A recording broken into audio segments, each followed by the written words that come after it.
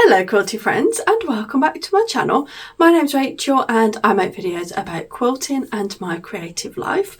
Anywhere that you can find me on the web elsewhere is listed down in the description box below. And if you enjoy this video or any of my other videos, if I could ask you to subscribe to the channel, it really helps me out. And today I'm going to be sharing with you a bit of a bucket list quilt that I've wanted to make. It's not necessarily the pattern, it's the fabric choice that I've been wanting to do this type of quilt for so long. And here is my selection of fabric. The whole quilt is just going to be made with beautiful background prints and what a lot of people call low volume prints. So here's my wonderful selection. These are Laurie Holt background prints by Riley Blake, and I've opted to put in a very pale pink into the centre of each of the blocks. Can't really notice it too much, it seems to blend in. And the pattern that I've opted to use is called the Scrappy Day Trip Quilt by Rita Hodge. It's on Etsy and I'll leave the link to it down in the description box below. I've got my last set of blocks all prepped and ready. I think there's 9 that I need to do here, so it is a little bit more than I have been doing on previous batches of sewing the quilt. Essentially the quilt is like a scrappy trip around the world, but small scale, and you make multiple blocks. Now for the pattern you have to make 50 blocks and I've made 41 here. So the way you construct it, you have to save a bit of the block for later for joining, and this is how the quilt looks together. It's one of these quilts where even at this point in the quilt I'm not sure if it's even going to come out looking good.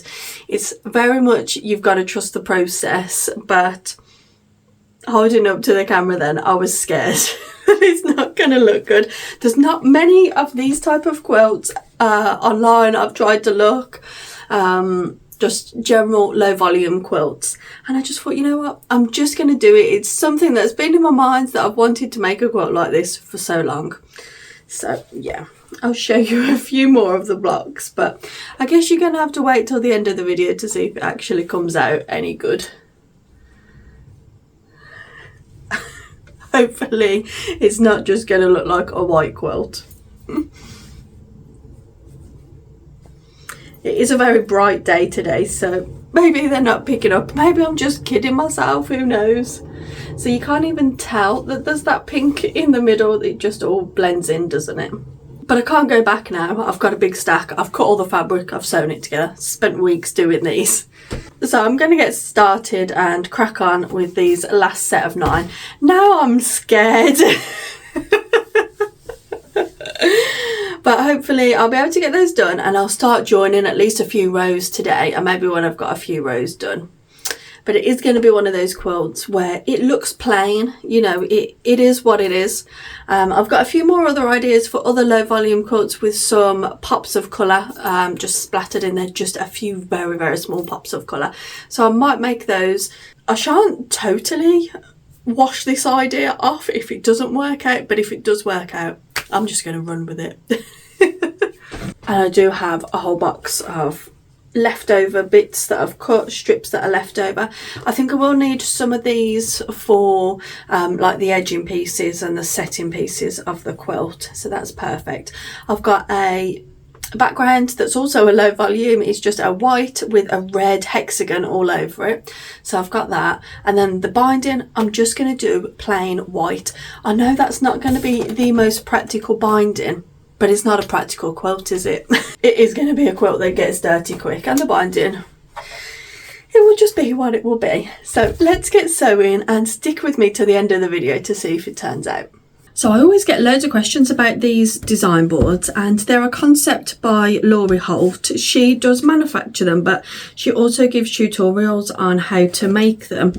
So you can just search them up, Laurie Holt design boards. It's essentially a piece of foam board covered in whiting on the front, and then it's just binding just to encase the edges, and they're all hot glued together.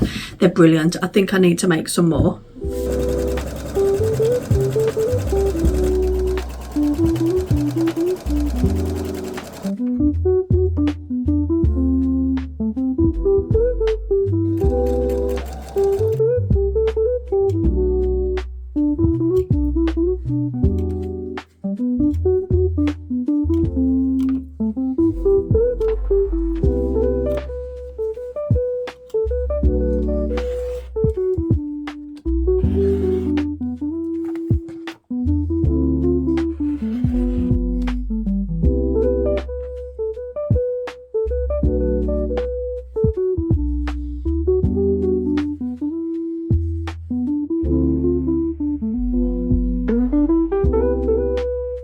So I was working on the quilt for quite a few hours last night, and it was mainly just because I kept telling myself when I add another row the pattern will start showing a bit more, because you have to work when you're assembling it in at least 2 rows in advance.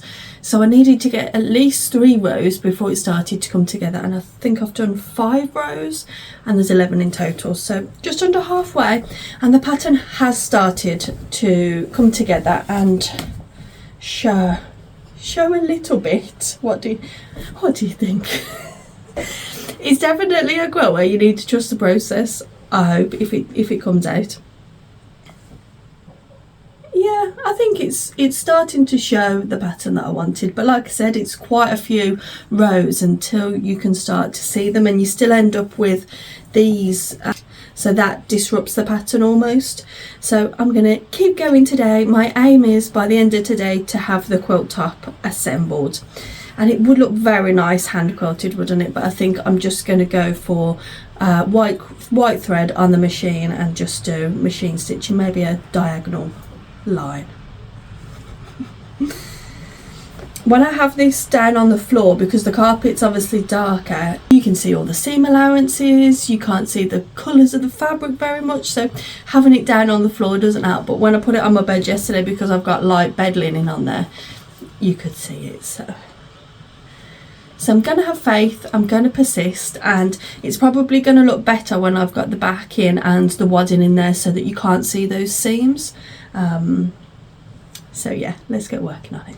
I've got 1 seam left to sew in the whole quilt, and it's joining the 2 halves together because I pieced it in 2 halves, because otherwise you end up dragging so much fabric through the machine, don't you? So I'm just going to pin this so I can try and get my points as matched up as close. I actually haven't done too badly with my points in this project. I'm quite pleased with them. It is mainly strip piecing and things, but you still have to nest the seams and match them up, so nesting the seams where you can. Haven't been able to nest them all, but nesting them where you can does really help. And I've pulled out my backing fabric. So this is the backing. Again, this is just a B Backgrounds by Laurie Holt. So I need to give that, cut it to size, join it and give it a good press. I think that's my least favourite part. And that's why where I can, I usually opt for a wide backing. I don't know, don't enjoy the joining.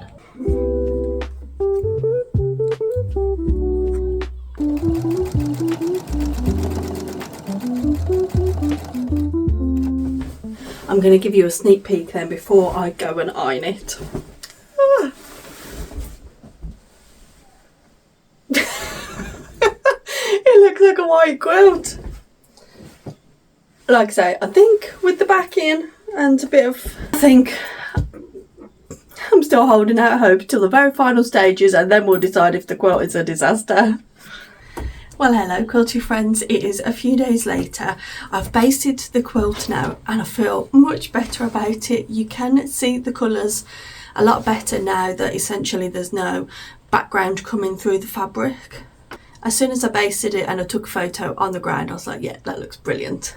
Let me show you the photo. Because obviously you can't see it very well here, crumpled up in front of my machine. So there's the photo when I was basting it on my living room floor. I've gone out and I've bought white thread. I didn't have any white thread. I was like, this definitely needs white thread for the quilting. So I've done that and I'm just straight line quilting it. I've done 3 rows so far and I'm thinking I'm just going to do it as a diagonal crosshatch. Just because I don't want to take away from the pattern or anything. You might notice I'm in a little bit of a different setup. So what I've actually done is put a folding table, this, in front of my desk. Because I sew with my desk in front of the window, there's nowhere for the quilt to go behind when you're feeding it through the machine. You need all the space behind the machine, don't you? So yeah, I just get this folding table down, put it in front, and then I've essentially got double depth behind.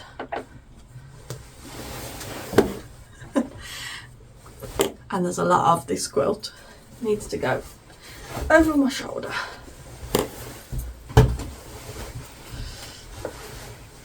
And I've been doing the quilting on every other row. Just because I thought every row is a bit tight, isn't it? Not tight, but couldn't be bothered. But when I was in two minds whether to even baste this quilt. I was like, I don't even know if I am going to finish this quilt, but I'm quite glad that I did.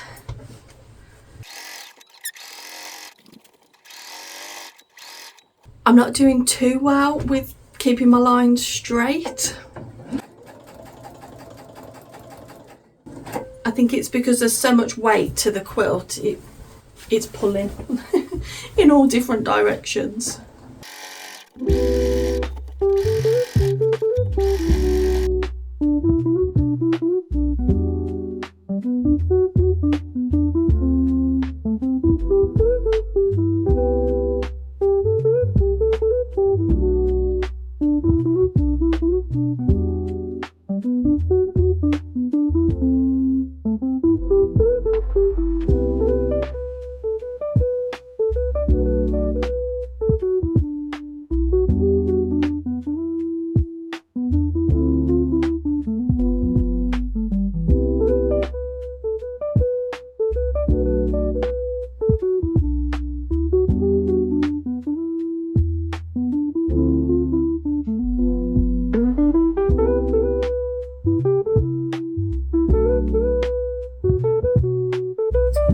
So I've finished quilting, I've added the binding to the front.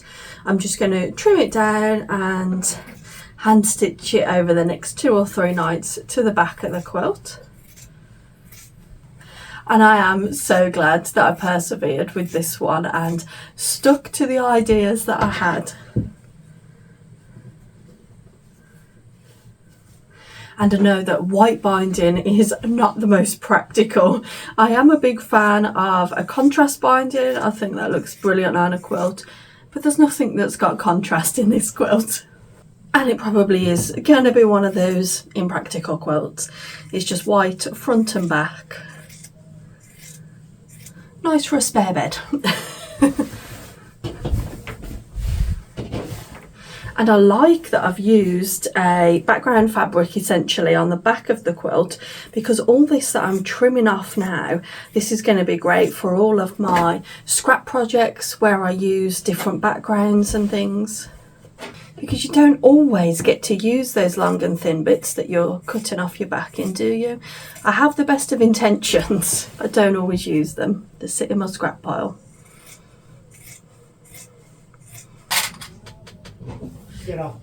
Oh. Well, I'm sure you're very excited to see what the final quilt looks like. I don't think I've actually shown you a full shot, have I really? So let's skip to future me and I'll reveal the full quilt to you, finished and everything. I will give it a wash before I'm going to gift this quilt.